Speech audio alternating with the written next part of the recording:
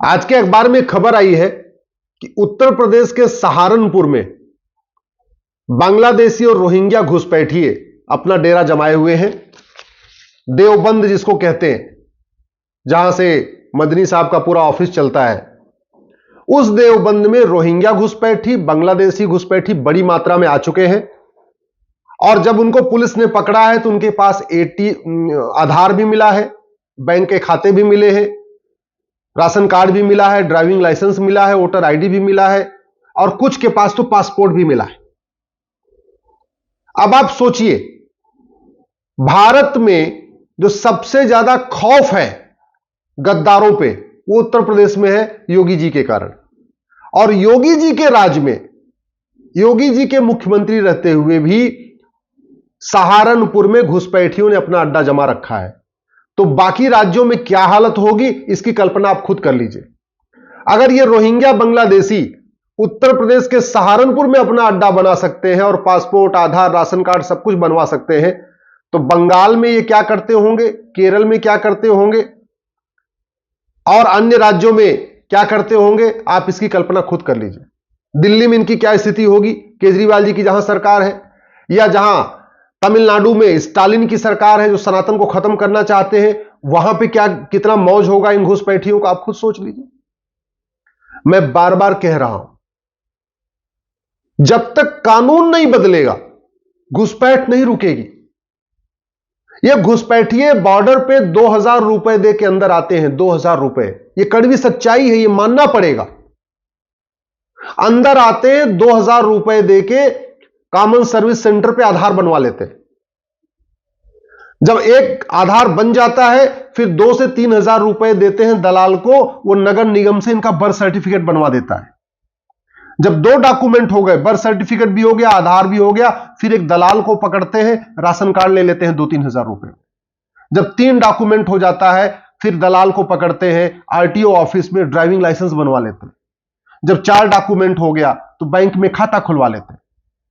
किसी दलाल, और बैंक में खाता भी खुल गया, 4-4 डॉक्यूमेंट हो गए, फिर डोमिसाइल सर्टिफिकेट बनवा लेते। कोई इलेक्शन आता है, पार्षद के इलेक्शन, प्रधान के इलेक्शन, या विधानसभा के इलेक्शन, या लोकसभा के इलेक्शन, इतने में जब भी कोई इलेक्शन आता है उसके पहले वोटर लिस्ट अपडेट होती है और डॉक्यूमेंट इनके पास 4-5 रहते ही हैं, वोटर लिस्ट में नाम जुड़वा लेते हैं। और जब डॉक्यूमेंट भी हो गया, वोटर लिस्ट में नाम भी हो गया, तो पासपोर्ट भी बनवा लेते हैं। और ये सारा का सारा कैसे हो रहा है? भ्रष्टाचार के कारण। घूस दे के आ रहे हैं, घूस दे के सारे डॉक्यूमेंट बनवा रहे हैं। जब तक घुसपैठियों और उनके मददगारों के खिलाफ कठोर कानून नहीं बनेगा, तब तक न घुसपैठ रुकेगी, रोहिंग्या घुसपैठ भी नहीं रुकेगी, बांग्लादेशी घुसपैठ भी नहीं रुकेगी। यह घुसपैठ राष्ट्रीय सुरक्षा के लिए हमारे खतरा है, यह आप भी मानते हैं। 5.5 करोड़ घुसपैठी आ चुके हैं। 2017 में मैंने पीआईएल फाइल किया था, उस समय मैंने 5 करोड़ कहा था सुप्रीम कोर्ट में। अभी तो 2024 चल रहा, तो 5.5 करोड़ के आसपास इनके आंकड़े हो चुके हैं। क्योंकि जो यहां है वो हर साल बच्चे भी पैदा कर रहे हैं बहुत तेजी के साथ। मतलब जनसंख्या विस्फोट की फैक्ट्री है ये, जनसंख्या बच्चा पैदा करने की। और भारत का ऐसा कोई जिला नहीं है जहां पे रोहिंग्या और बांग्लादेशी नहीं बसाए जा रहे हैं। मैं कई बार कह चुका हूं, आप 20 साल पुरानी वोटर लिस्ट चेक कर लीजिए, किसी भी लोकसभा की वोटर लिस्ट, 20 साल पुरानी वोटर लिस्ट, और अभी जो करंट अपडेट हुई ये वाली वोटर लिस्ट। आप किसी भी विधानसभा की 20 साल पुरानी वोटर लिस्ट देख लीजिए और जो करंट में अपडेट हुई है वोटर लिस्ट उसको चेक कर लीजिए। या किसी आप वार्ड की, किसी भी वार्ड की 20 साल पुरानी वोटर लिस्ट देख लीजिए और करंट वोटर लिस्ट देख लीजिए, आपको समझ में आ जाएगा कि कैसे डेमोग्राफी बदल रही है। बहुत बड़ा खतरा हमारे लिए हो चुका है ये बांग्लादेशी रोहिंग्या को ज्यादा जो घुसपैठ हुई है। इसके बाद भी लोग शांत होकर बैठे हुए, इसके बाद भी लोग सोच रहे हैं कि सब बढ़िया चल रहा है, कोई दिक्कत नहीं है, सरकार आ गई है, सब ठीक हो गया। अरे भैया, डॉक्टर बदलने से बीमारी ठीक नहीं होती, आपको समझ में क्यों नहीं आ रही है? दवा बदलनी पड़ती है, डॉक्टर बदल चुके हैं। आप यूपी का एग्जांपल देख लीजिए, योगी जी हैं, इसके बाद भी घुसपैठी हैं। अगर केवल डॉक्टर बदलने से ठीक हो जाता तो जैसे ही योगी जी मुख्यमंत्री हुए, सारे घुसपैठियों को उत्तर प्रदेश छोड़ के भाग जाना चाहिए था। जैसे ही मुख्यमंत्री योगी जी ने कार्यभार संभाला, धर्मांतरण यहां बंद हो जाना चाहिए था, जिहादियों को यूपी छोड़ के भाग जाना चाहिए था, घुसपैठियों को यूपी छोड़ के भाग जाना चाहिए था। जो कन्वर्जन कराते हैं मिशनरी, इनको यूपी छोड़ के भाग जाना चाहिए था, वो तो भागे नहीं। क्यों? क्योंकि खौफ नहीं है, उनको पता है कानून घटिया है और एफआईआर हो भी जाएगी तो मुकदमा चलेगा 25 साल, 30 साल, 40 साल चलेगा। जब तक दंड का भय नहीं रहता, जब तक कठोर कानून नहीं होता और जल्दी से उनको सजा नहीं मिलती, तब तक भय नहीं बनता। इसलिए मेरा आपसे रिक्वेस्ट है, आप घुसपैठियों और उनके मददगारों के खिलाफ एनएसए लगाने की मांग करिए, नेशनल सिक्योरिटी एक्ट। एनएसए लगाने से कम यह होगा कि घुसपैठियों को और उनके मददगारों को 1 साल जेल में रहना पड़ेगा। एनएसए लगाने के बाद 1 साल तक जमानत नहीं होती।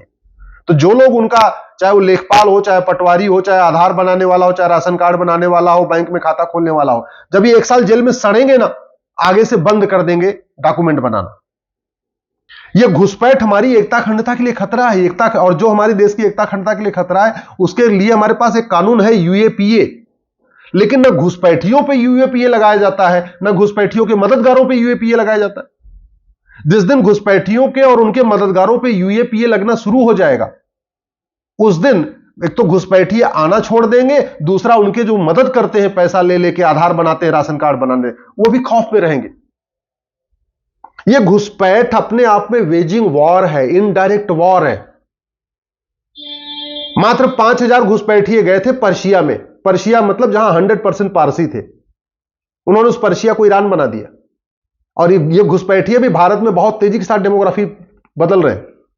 9 राज्यों में पहले ही डेमोग्राफी बदल चुकी है, 200 जिलों की डेमोग्राफी बदल चुकी है भारत के।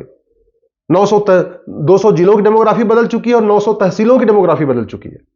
याद रखिए, 75 साल के अंदर, अभी 75 साल पहले भारत का विभाजन हुआ, इस 75 साल में 9 राज्यों की डेमोग्राफी बदल गई, 200 जिलों की डेमोग्राफी बदल चुकी है, 900 तहसीलों की डेमोग्राफी बदल चुकी है। इसलिए जो घुसपैठ आ रहे हैं, इनके खिलाफ वेजिंग वॉर की धारा लगानी पड़ेगी और घुसपैठियों के मददगारों पे भी वेजिंग वॉर की धारा लगानी पड़ेगी। ये जो सरकारी टट्टू पैसा ले लेके पैसा कमा रहे हैं ना, 2-2, 3-3 हजार रुपए में उनका डॉक्यूमेंट बना रहे हैं, जब तक इनके खिलाफ भी वेजिंग वॉर नहीं लगेगा, तब तक ये डॉक्यूमेंट बनाना छोड़ेंगे नहीं। और वेजिंग वॉर में आजीवन कारावास की सजा होती है। ये जो घुसपैठ है ना, ये अपने आप में देशद्रोह है। इससे बड़ा देशद्रोह क्या हो सकता है कि अवैध रूप से भारत में लोग आके चले आ रहे हैं। और इससे बड़ा देशद्रोह क्या हो सकता है कि ये जो लेखपाल, पटवारी और जो नीचे के हैं बाबू क्लर्क, ये 2-2 हजार रुपए में घुसपैठियों का कागज बना रहे। इससे बड़ी मक्कारी कोई हो सकती है क्या कि 2000 रुपए में राशन कार्ड बना दिया, 2-3 हजार रुपए में ड्राइविंग लाइसेंस बना दिया, 2-3 हजार रुपए में इनका वोटर आईडी बना दिया, 2-3 हजार रुपए में इनको जो है बर्थ सर्टिफिकेट बना के दे दिया। इससे बड़ी मक्कारी, इससे बड़ी गद्दारी, इससे बड़ा देशद्रोह कोई हो सकता है क्या? लेकिन आज तक किसी भी घुसपैठियों के मददगार के ऊपर देशद्रोह की धारा नहीं लगी, तो उनके अंदर खौफ पैदा नहीं हो रहा है। इसी तरीके से घुसपैठियों की 100% प्रॉपर्टी जब्त करना पड़ेगा, घुसपैठियों की मददगारों की प्रॉपर्टी जब्त करना पड़ेगा, घुसपैठियों और उनके मददगारों के ऊपर गैंगस्टर एक्ट लगाना पड़ेगा। 100% प्रॉपर्टी जब्त करिए, घुसपैठियों और उनके मददगारों का घर गिराइए बुलडोजर लगा के, इनके ऊपर वेजिंग वॉर लगाइए, एनएसए लगाइए, यूएपीए लगाइए, देशद्रोह की धारा लगाइए, 100% प्रॉपर्टी जब्त करिए। और जो सबसे इंपॉर्टेंट है, घुसपैठियों के मददगारों की सिटीजनशिप खत्म करिए। इससे बड़ी मक्कारी, इससे बड़ी गद्दारी, इससे बड़ा देशद्रोह हो नहीं सकता कि चंद पैसों के लिए घुसपैठियों का डॉक्यूमेंट बनाया जा रहा है। ये जो सरकारी बाबू हैं, इनकी सिटीजनशिप खत्म करिए। आप, मैं गारंटी के साथ कहता हूं, सरकार ही हमारी बात को मान ले और सिटीजनशिप खत्म करना शुरू कर दे घुसपैठियों की मदद करने वालों को, मैं गारंटी के साथ कहता हूं घुसपैठी आने भी बंद हो जाएंगे और जो भारत में है खुद छोड़ के भाग जाएंगे। इवन जिन बाबुओं ने, जिन लेखपाल, पटवारी, कानूनगों ने पैसा लेके उनका डॉक्यूमेंट बनाया है, जिसने भी उनका आधार बनाया है, खुद जाके हाथ जोड़ के घुसपैठियों कहेंगे भैया तू भी चला जा, मैं भी बच जाऊंगा, तू भी बच जाएगा, नहीं तो तू भी जाएगा जेल, मैं भी जाऊंगा। भय बिन होय न प्रीत, सठे साठ्यम समाचरित। अगर सिंगापुर में घुसपैठ नहीं होती है, जापान में घुसपैठ नहीं होती है, दुबई में घुसपैठ नहीं होती, तो उसका एक ही कारण है, कानून कठोर है। हमारे देश में कानून घटिया है और वो भी न्यायिक व्यवस्था तो बिल्कुल ही सड़ गई है। कोई भी मुकदमा 30-40 साल से पहले खत्म ही नहीं होता है, तो जस्टिस विद इन ईयर लागू करना पड़ेगा, 1 साल के अंदर मुकदमों का फैसला। नार्को पॉलीग्राफ ब्रेन मैपिंग कानून बनाना पड़ेगा कि घुसपैठियों को पकड़ो, उसका नार्को टेस्ट करो, पॉलीग्राफ करो, ब्रेन मैपिंग करो, फट से बता देगा कि उसने किसने उसकी मदद किया, किसने पैसे से मदद किया, किसने उसको राशन दिया है, किसने उसका आधार बनाया है, किसने उसका वोटर आईडी, सब बता देगा। अगर मेरी बात ठीक लग रही हो तो प्लीज इस वीडियो को अधिक से अधिक शेयर करिए और अपने सांसदों विधायकों से कठोर कानून की मांग करिए।